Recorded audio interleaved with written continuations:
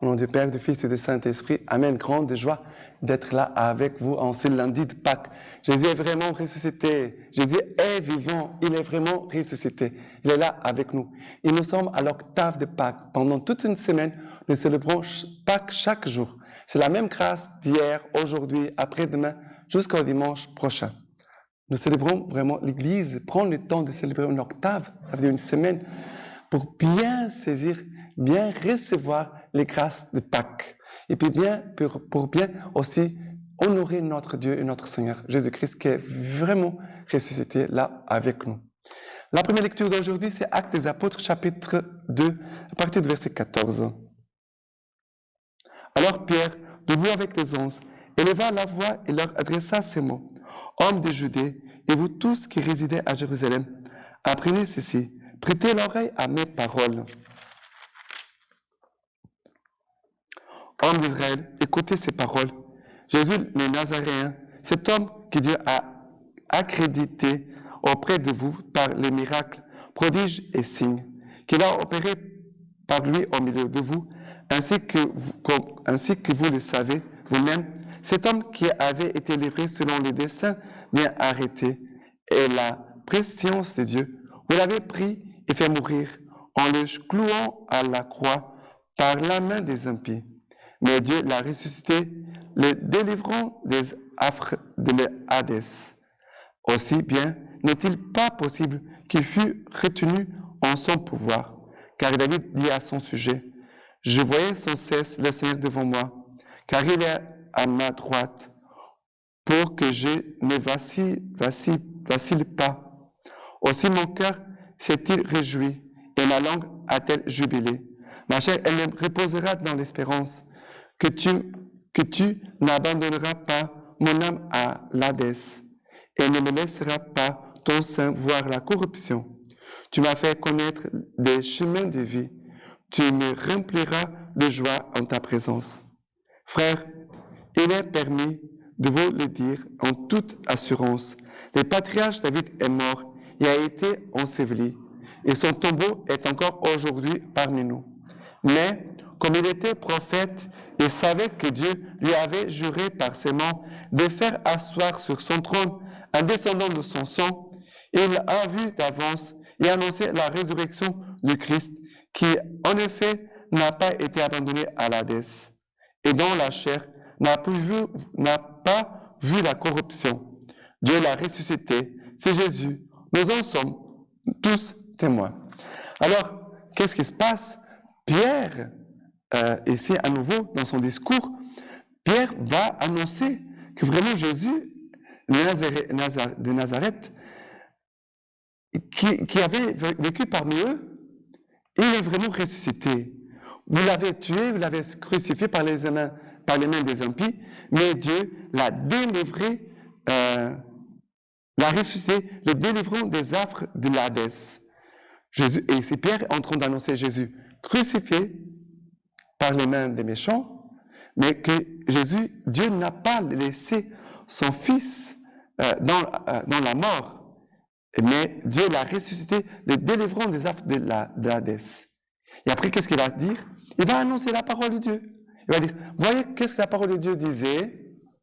Et après, il va reprendre la parole. David a dit à son sujet, je voyais sans cesse le Seigneur devant moi, car il est à ma droite, pour que je ne vacille pas. Il va citer, tu ne laisseras pas ton sein voir la corruption. Tu m'as fait connaître des chemins de vie. Tu me rempliras de joie en ta présence. Voilà. Et David annonce déjà la vie, non pas la mort. Et cette vie, c'est la résurrection.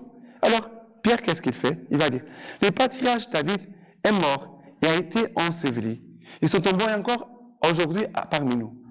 Mais comme il était prophète et savait que Dieu lui avait juré par ses mains de faire asseoir sur son trône un descendant de son sang, il a vu d'avance et annoncé la résurrection du Christ. Dans les paroles de David, Pierre dit, David voyait déjà et annonçait déjà la résurrection de Jésus. C'est magnifique. Et après, il va dire, Dieu l'a ressuscité. C'est Jésus. Nous en sommes tous témoins. Jésus, vraiment, il a accompli l'écriture. Il est vivant. Il est ressuscité parmi nous. Voilà les Saintes Écritures, l'accomplissement des Saintes Écritures. Maintenant, le psaume d'aujourd'hui, c'est le psaume 16. Le psaume 16. Garde-moi, ô mon Dieu, mon refuge est en toi. Tu as dit au Seigneur, c'est toi mon Seigneur, mon bonheur n'est pas au-dessus de toi. Seigneur, ma part d'héritage et ma coupe, c'est toi qui garantis mon lot. J'ai donné, Seigneur, qui sait faire mon conseil. Et même la nuit, mon cœur m'instruit. J'ai mis le Seigneur devant moi sans relâche, puisqu'il est à ma droite, je ne puis chanceler. Aussi mon cœur exulte, mes entrailles jubilent, et ma chair reposera en sûreté, car tu ne peux abandonner mon âme au Sheol, tu ne peux laisser ton fidèle voir la fosse. Tu m'apprends le chemin de vie, devant ta face, plénitude de joie, en ta droite, délice éternelle. Alors, ici, il dit, je mets le Seigneur devant moi sans relâche, puisqu'il est à ma droite, je ne puis chanceler. Je vis en présence de Jésus ressuscité. Je suis Jésus ressuscité. Ma vie, elle est vécue à partir de Jésus ressuscité. Alors, Jésus vivant, Jésus ressuscité, qui marche devant moi. Je mets le Seigneur devant moi sans relâche. Tu vas prendre le chemin de vie, devant ta face, plénitude de joie, en ta droite, délice éternelle. Ça veut dire que le Seigneur, je le suis, Jésus, vivant, ressuscité, et lui va m'apprendre le chemin de vie. Et à vivre dans cette plénitude de joie, quelle joie? De la résurrection, en ta droite, délice éternelle. En ta droite, ça veut dire que c'est la main droite, la main victorieuse du Christ qui a vécu la mort, les péchés. Le Christ vit. La droite du Seigneur, c'est la puissance de son bras. Plus fort que la mort. Et son bras me soutient et me comble de ses délices éternelles. Voilà. Et maintenant, l'évangile d'aujourd'hui, c'est Matthieu chapitre 28, à partir du verset 8. Quittant vite le tombeau, tout ému et plein de joie, et coururent porter la nouvelle à ses disciples, les saintes femmes. Et voici que Jésus vint à leur rencontre. Je vous salue, dit-il.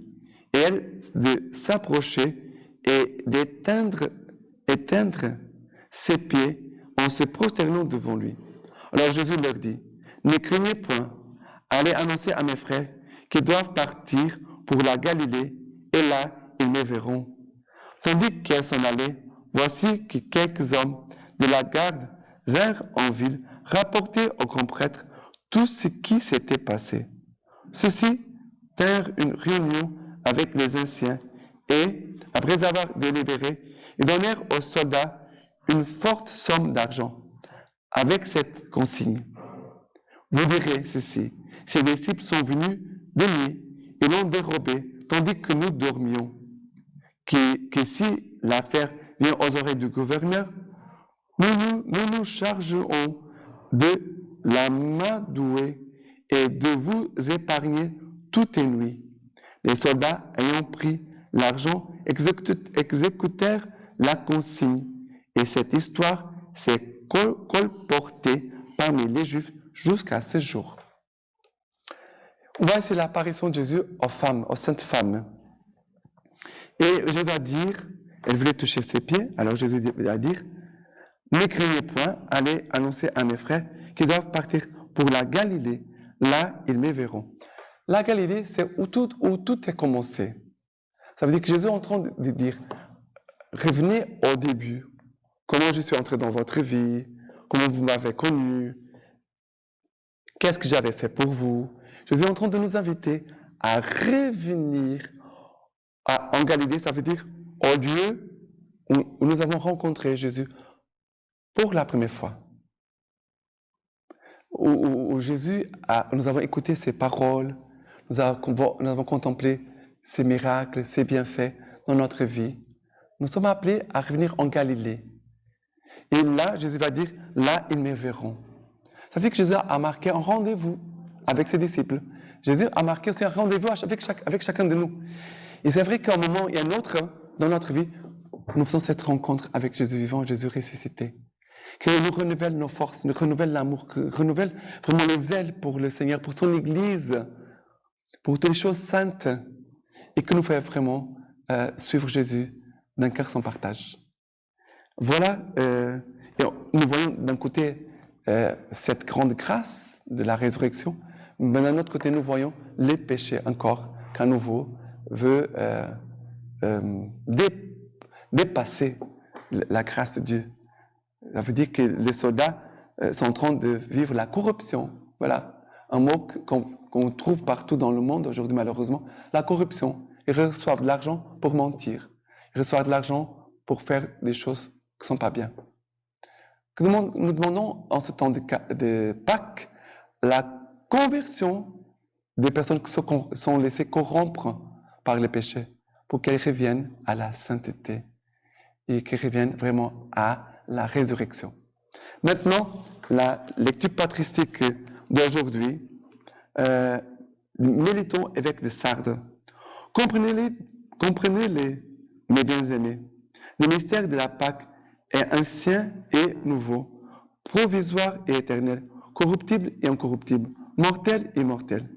Il est ancien en raison de la loi, mais nouveau en raison du Verbe. Provisoire en ce qu'il est préfiguratif, mais éternel parce qu'il donne la grâce. Corruptible puisqu'on immole une brebis, mais incorruptible parce qu'il contient la vie du Seigneur. Mortel puisque le Seigneur est enseveli dans la terre, mais immortel dans sa résurrection d'entre les morts. Oui, la loi est ancienne, mais le Verbe est nouveau. La figure est provisoire, mais la grâce est éternelle. La brebis est corruptible, mais le Seigneur est incorruptible. Lui qui a été immolé comme l'agneau et qui ressuscita comme Dieu, car il a été conduit comme une brebis vers l'abattoir, alors qu'il n'était pas une brebis. Il est comparé à l'agneau muet, alors qu'il n'était pas un agneau.